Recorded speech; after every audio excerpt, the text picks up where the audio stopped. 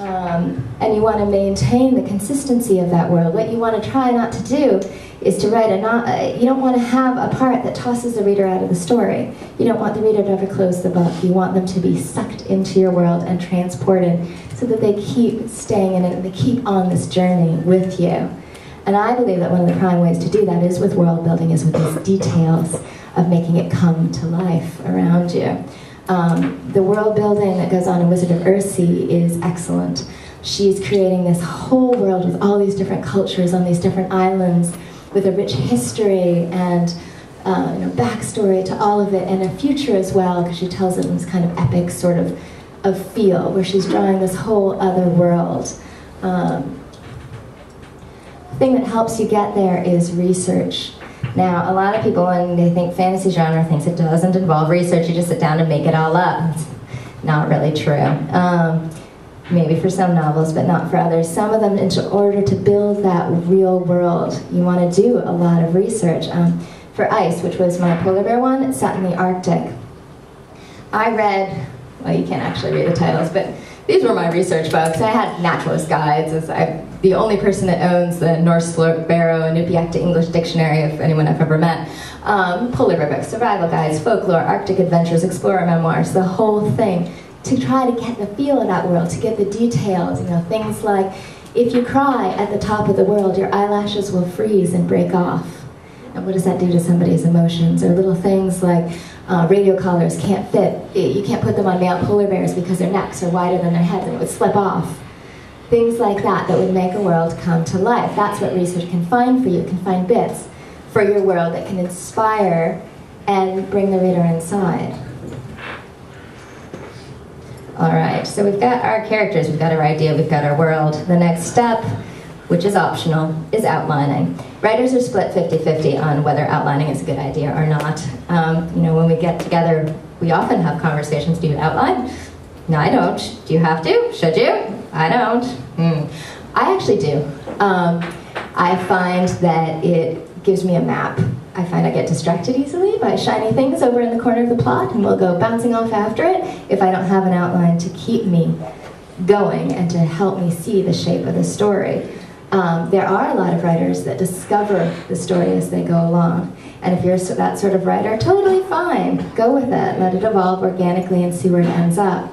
But for me, it makes it manageable. And if you sit down to write a novel, it's a huge thing. Like, they're long. You sit down, you can get intimidated. You say, today I shall write my novel. But if you say to yourself, today I'm going to write this scene, or this page, or this moment, you can do that. And then the next day you can do the next bit, and the next day the next bit. And if you keep after it long enough, you will have a whole novel. Just a step-by-step thing. And I find the outline can help break it up and walk you through it. The way I develop an outline is I take my situation, I take my characters, and I start the story where something cool happens. The moment that person's life changes. And the bit I'm going to read you in Drinks I Love in just like a couple minutes is that moment in Drinks I Love where the world changes for her. And that's where I start. Wizard of Earthsea begins with him discovering his power. Like, he's a normal kid, and then he discovers he can do something cool. And from here on, his life takes a different path. That's the moment you should start, is where something cool happens. Don't start with like, this is an ordinary day, everybody's happy, la la la, la la la. That's boring. Start where your story starts. And then what I say is, okay, this is where I am, given what I know of these characters, given what they want in the fear and the rules of the world, what happens next? And I do that. And then, what happens next? Given what they want in fear, what happens next? And I walk through the whole story that way, and I see what I have, and if it hangs together. My usual rule for deciding what happens next is, given all the things that are going on, what's the coolest thing that can happen next? What is most awesome? And that's what you should try to write. Oops, too far. So the next step is to write the thing. I think of it like building a human from the inside out, which I know sounds a little bit gory, but yeah. My first draft is my skeleton. I write it all the way through, and I see how it all hangs together. The words are horrible, like totally embarrassingly horrible, but I can see the structure, and I write it as quickly as I can, start to finish. The next thing I do is basically add the muscles to make it move, to get the pacing. I walk through and I fix the thing. I usually re-outline in between, and I fix it to get it moving. Then I rewrite it like several million more times. I did, for my first novel, Into the Wild, I actually did 30 drafts, start to finish, whole thing, touching every sentence. I'm getting a little faster at it, and for Drinks I Love, I only did 10. So, yay. It would be wonderful if I could get to that finished product right at the start, but I can't. I need all those different layers to discover. It's sort of like if you're looking into a room through a peephole, you can only see a little bit. And then the next draft, you can widen it a little. And then you've got a door and you can open it. And then by the end, you're standing inside the room and you can see it all. That's kind of what it feels like, the revision process. I happen to love revision. I find it a lot more fun than the first draft writing, because this is when the story really comes to life, where you can get those details I was talking about and really cast your spell. The last step is finishing it. Proofreading is essential. You want to get your spelling right, your grammar right, and whatever, because if you don't, it's like going to school with your clothes inside out. Everyone's going to see that you wore your clothes wrong and not how pretty they look. Whereas if you get your grammar and your spelling right, they will see the story for itself and not get distracted by the details of you spelled that wrong or whatever. It is not the same as revising. This is the final step of the cleanup. And then the last thing is you gotta let it go.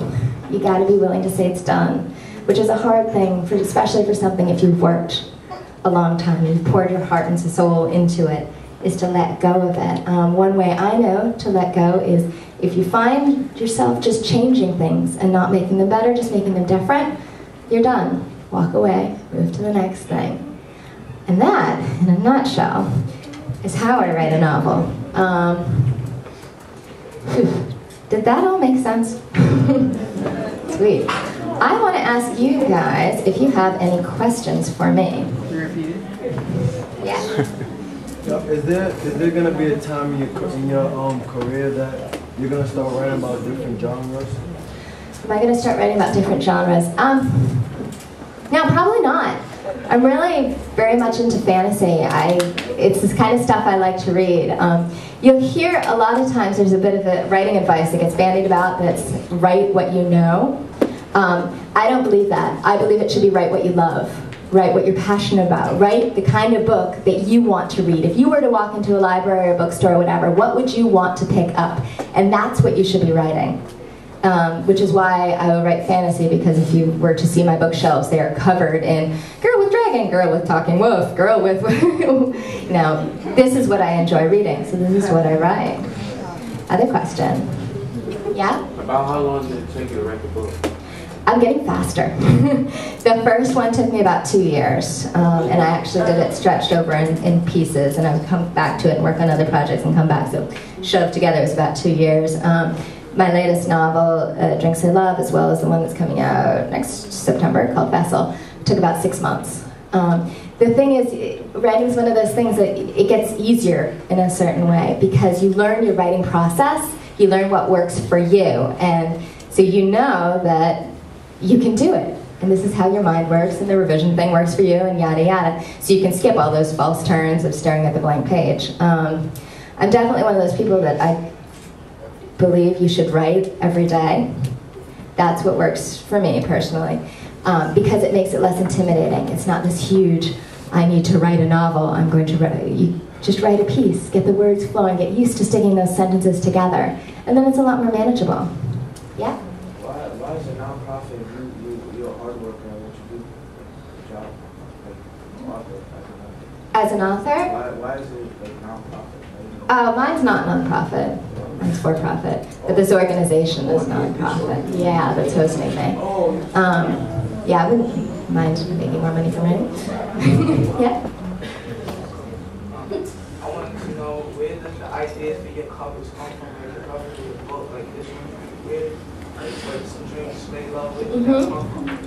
Covers are actually done by the publisher. The publisher will find the artist that matches with it, and the writer usually doesn't have any input unless you're like J.K. Rowling or somebody like that. And the covers usually the design and the art department of the publisher, or they find an outside artist to come in. I've been really lucky that in having wonderful covers, but I can claim 0 credit for them. Actually, I've actually gotten emails but from some of the people that have been the models on the cover, which is such a cool experience. Like, I'm Cassie, really? That's cool, because you're fictional. Nice to meet you. So it's a neat experience of getting the covers, but I'm not involved. Yeah? Did you expect to be an author when you was young? Yeah, it's the only thing I've ever wanted to be. I've wanted to be a writer forever. Pretty much since that first photo I showed you. That was, well, okay, maybe when I was that age I wanted to be either a ballerina or Wonder Woman. But shortly after that, it's the only thing I've ever wanted to do. Yeah? Who's your favorite author? My favorite author. I really love Tamara Pierce. Tamara Pierce, she wrote the Tortall books about a girl that becomes a knight. I love Robin McKinley, Charles DeLynch, Diana Wynne Jones, David Eddings, Anne McCaffrey. You know who Anthony Hall is? Yes, I have not read his stuff yet though. Yeah? What inspired you besides reading books for you to try to become an author? What inspired, oh, I missed the tail end of that. What inspired me? So what inspired you? What inspired me for these specific books or in general? Wanting to create magic, wanting to read a book that I would want to read, really. You know what? I should read you a bit of Drinks I Love so you can see my writing. Would you guys like that? Yeah. All right. Stefan, make sure you sit up. All right, so. Okay, so this is from Drinks I Love. It is from the end of chapter 1. All right.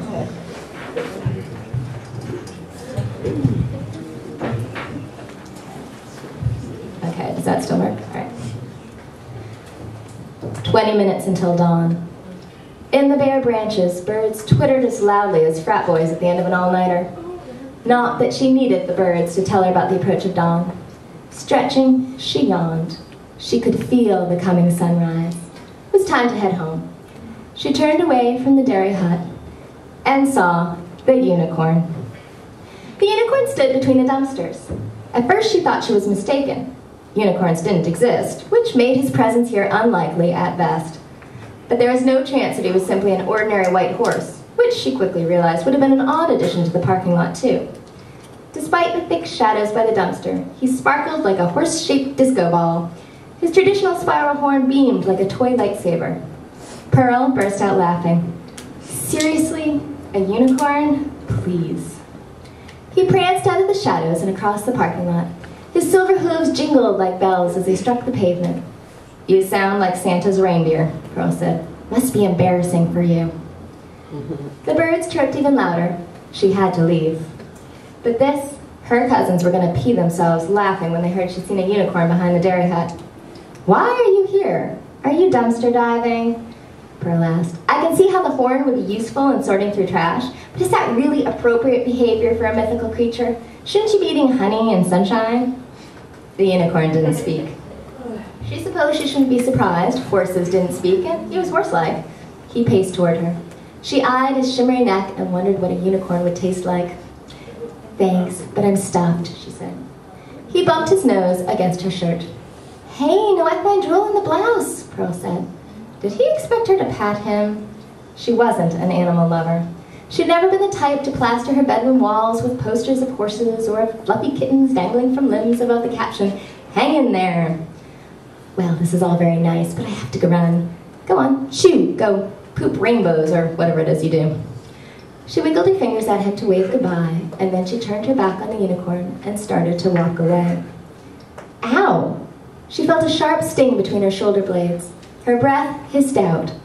That hurt! And then the pain intensified until it buzzed through her head. She heard a wet slithering sound, and a burning sensation spread through her lungs. Pearl looked down at her chest. 2 inches of unicorn horn protruded from between her ribs. Red blood dripped from its point. She stared at it.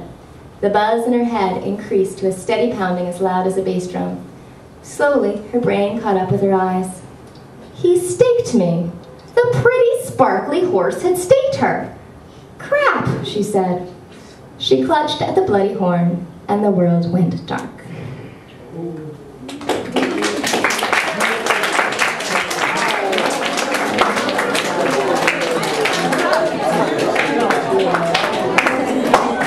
So that is my vampire girl, Pearl, and that is at the end of the first chapter. As you can see, it probably goes on from there. So that is her moment of change. That is a thing where life becomes very different, or unlife, as the case may be. Oh, thank you guys for smiling. That makes me happy. I would love to take any other questions that you guys might have. Yeah?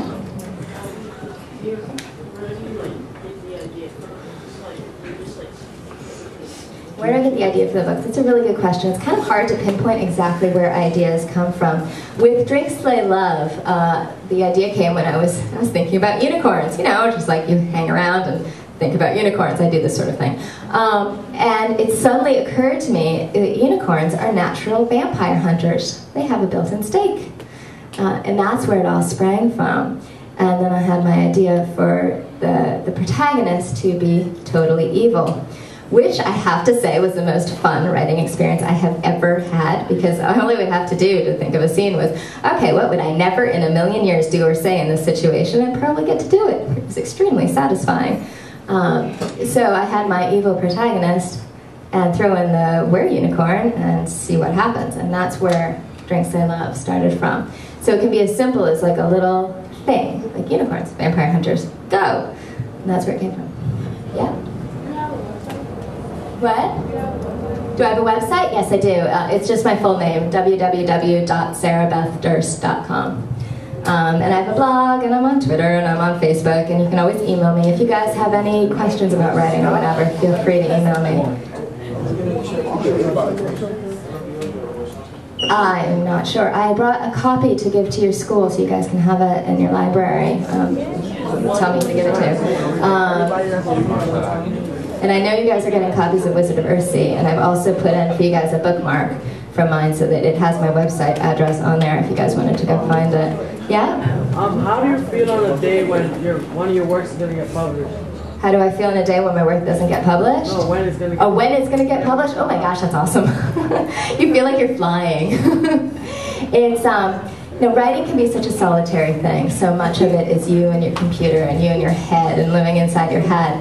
And when you know that your work is going to go out and touch somebody else's life, and hopefully their heart and their mind and their soul, and maybe make them laugh, or make them cry, or make them feel, it's an amazing feeling, because you feel like you've touched something bigger than yourself. Yeah?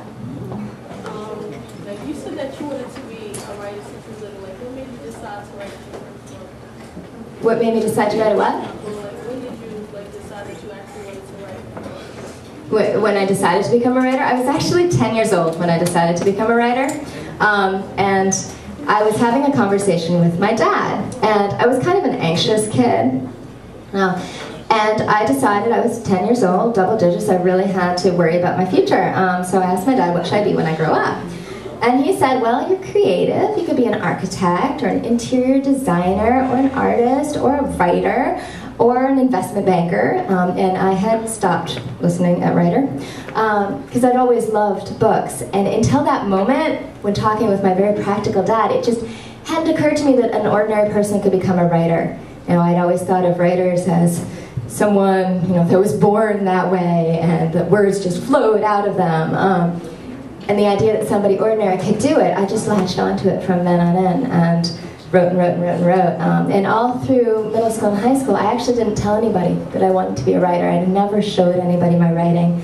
It meant too much to me. I was too afraid of being teased for wanting this so badly. But I didn't stop, and I think that's the key. I think that's the key to any impossible dream that you're trying to reach, is to not give up, and to do it every day that you can, and to just seize hold of it and go for it, because nobody else is going to go for it for you.